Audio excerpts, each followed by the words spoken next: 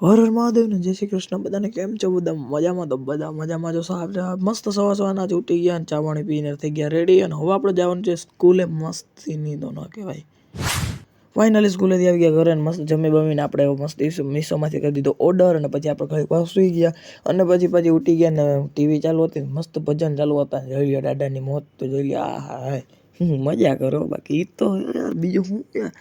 અને પછી આપણે ચા પી લીધો અને મસ્ત ગરમ ચા હતો એટલે ચા પાણી પી અને પછી આવી ગયા ઘરમાં આવ્યા તો એક જ વસ્તુ જોઈએ, એ આ તો સ્ટીક એ મારી તૂટી ગઈ હતી ને.